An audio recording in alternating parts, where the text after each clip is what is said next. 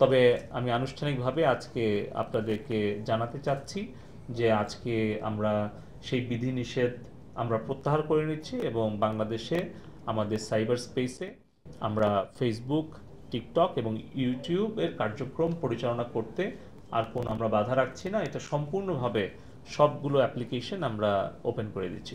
আমরা যে সকল সোশ্যাল প্ল্যাটফর্ম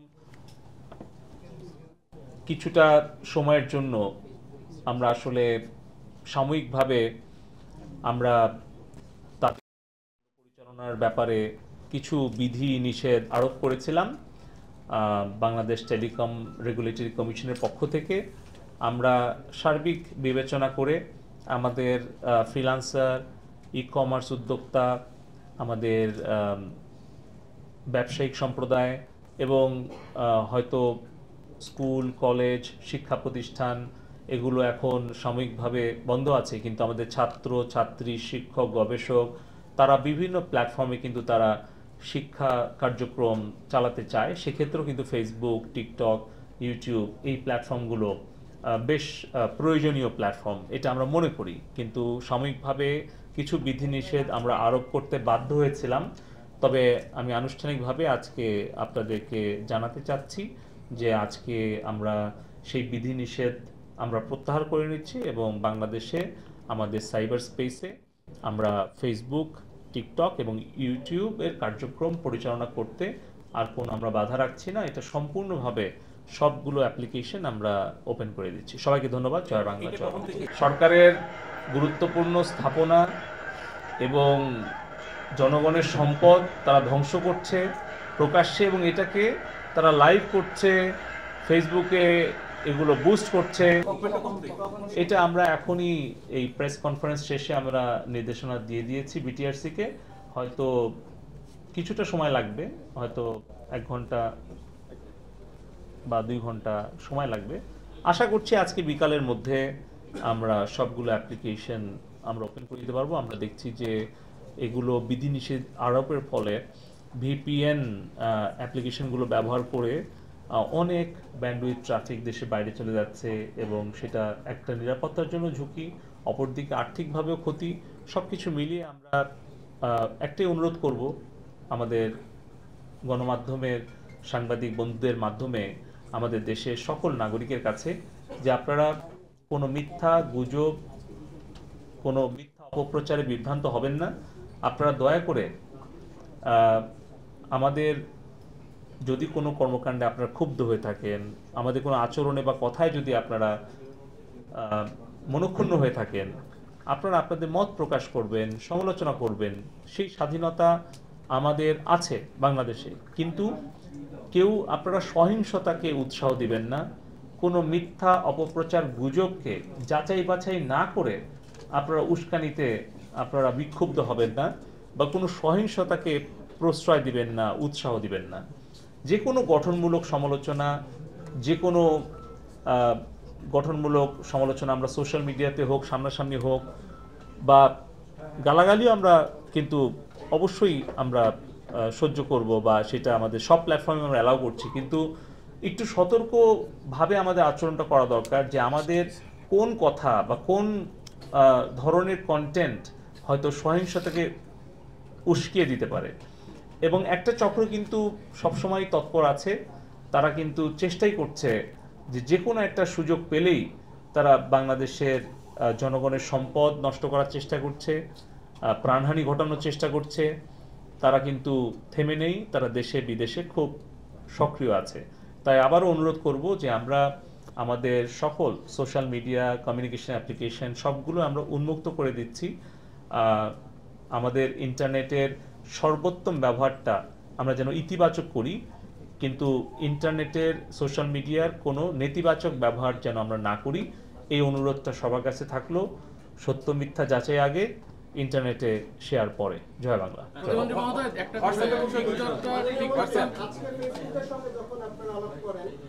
ফেসবুক কি আপনাদের কাছ থেকে কোনো গাইডলাইন চেয়েছে কিনা? বিশেষ করে আমরা বিটিআরসি থেকে আজ পর্যন্ত আপনার আমাদের স্বাধীনতা, আমাদের ধর্মীয় অনুভূতি, আমাদের সামাজিক প্রেক্ষাপট, আমাদের সংবিধান, এইগুলো নিয়ে আমরা কোনো গাইডলাইন, কোনো কমিউনিটি গাইডলাইন ফেসবুককে আমরা প্রোভাইড করেছি কিনা? আমরা আমাদের যে সংবিধান এবং আমাদের যে টেলিকম আইন এবং সাইবার সিকিউরিটি আইন এটা উল্লেখ করেছি, এবং আমরা ফেসবুক, ইউটিউব, টিকটক তিনটা প্রতিষ্ঠানকেই বলেছি যে তারা যেন স্থানীয়ভাবে তারা ফ্যাক্ট চেকার এবং তাদের লিগ্যাল অ্যাডভাইজার এবং লিগ্যাল টিমটা এমন কাউকে তারা মনোনীত করে যাদের আসলে বাংলাদেশের ইতিহাস, ঐতিহ্য, মূল্যবোধ, ধর্মীয় অনুভূতি এবং আইন সম্পর্কে পরিষ্কার ধারণা থাকে।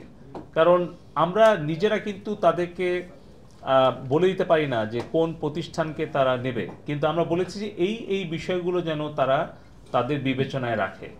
আর আমরা বলেছি যে তারা যদি তাদের এআই টুলও ডেভেলপ করে, তাহলে ডেভেলপটা কে করছে, কারা ডেভেলপার, তারা কোন কোন কিওয়ার্ড সিলেক্ট করে দিচ্ছে বা কোন কোন বিষয়গুলো তাদের এআই টুলকে ট্রেন আপ করছে, সেটার উপরেও কিন্তু সেই এআই টুলটা বিহেভ করবে।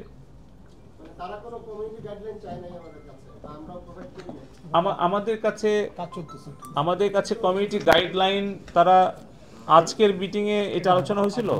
আমি আজকের মিটিংটা নিয়েই শুধু বলছি আরাফাত ভাই, আমি অন্যান্য বিষয় নিয়ে আর বলছি না।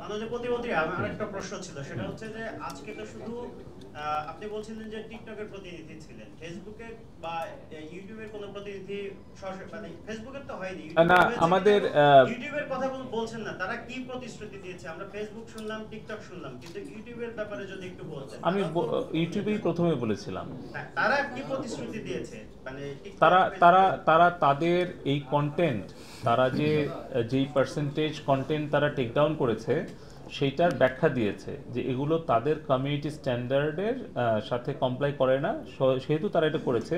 আর কেন করতে পারেনি সেই ব্যাখ্যাটাও কয়েক পৃষ্ঠা ব্যাখ্যাটা দিয়েছে লিখিতভাবে। আর বলেছে যে তাদের অ্যাকাউন্টগুলোকে ব্লক করার ব্যাপারে তারা একটু মানে শক্ত অবস্থায় থাকে, এবং তার কারণও তারা ব্যাখ্যা করেছে। যেহেতু তারা একটা ব্রডকাস্টিং চ্যানেল, তারা অনেক ব্যাখ্যা দিয়েছে। মানে আপনাদের নিজস্ব ইউটিউব চ্যানেল আছে যারা মেইন স্ট্রিম মিডিয়া, সো বিভিন্ন কন্টেন্ট আছে, ওরা বেশি করে বলছে যে তারা বেশিরভাগ সময়ে তারা চায় যে কোনটা কোন বয়সের জন্য অ্যাপ্রোপ্রিয়েট আর কোনটা কি ধরনের কন্টেন্ট, এই ধরনের যদি কেউ ব্যানার বা কোনো ডিসক্লেইমার দিয়ে দেয় তখন তাদের পক্ষে আসলে তাদের রুলস অনুযায়ী ব্যবস্থা নেওয়া কঠিন হয়।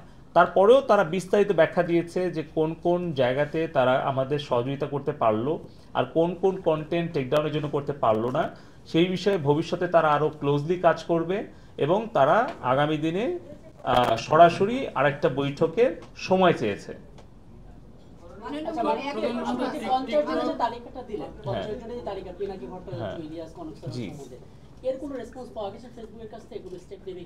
তারা আসলে কিছু ব্যাপার আমাদের সাথে শেয়ার করেছে, আর কিছু ব্যাপার বলেছে যে তারা তাদের legal team, technical team, global team, law enforcing team, এগুলো ভিন্ন ভিন্ন ক্যাটাগরিতে কথা বলবে। যেরকম তারা বলছে যে যখন কোনো একটা কন্টেন্ট তাদের কমিউনিটি স্ট্যান্ডার্ড ভায়োলেট করে বা কোনো দেশের আইন ভঙ্গ করে, তখন সেটা টেক ডাউন করা তাদের জন্য সহজ, কিন্তু সেখানেও তারা কোনটা করে নেই, সেটা আমরা কারণ সহ ব্যাখ্যা দিয়েছি। তারা বলেছে যে এটা আগামী দিন আরো সহযোগিতা করবে, কিন্তু ব্যক্তির ব্যাপারে যখন হয় তখন সেই বিষয়টা তারা বলছে যে ওই ব্যক্তির সামগ্রিক কর্মকাণ্ডের একটা মানে ভ্যালুয়েশন তারা করে, ইভ্যালুয়েশন করে। আর একটা হচ্ছে ওই ব্যক্তির পেজে বা অ্যাকাউন্টে কখন কোন কন্টেন্ট বা কোনো ভিডিও, কোনো ছবি, ইমেজ বা কোনো স্ট্যাটাস কোনটা আসলে কোনটাকে আঘাত করছে, সেই অনুযায়ী তারা বেশি আগ্রহী ওই content wise, post wise action নিতে। হ্যাঁ, আমরা এটা প্রমাণ করতে পারছি, এবং তার জন্য আমরা অনেকগুলো আমরা দিয়েছি, এবং তারা যদি কনভিক্টেড হয় তাহলে সেটা একভাবে তারা দেখে। তারা যদি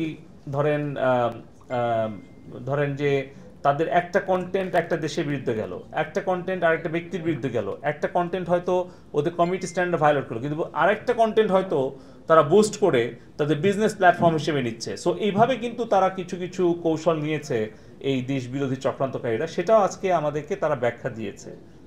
প্রতিমন্ত্রী মহোদয়, টিকটকটা বেসিক্যালি চীন ভিত্তিক এবং বাকি দুটো প্ল্যাটফর্ম ইউএসএ ভিত্তিক। এটা তো সত্য না। টিকটকের টিকটক তো মানে টিকটক নামে কোনো প্ল্যাটফর্ম তো আমার জানা মতে মানে চীনে নাই, ওখানে ভিন্ন একটা নাম আছে।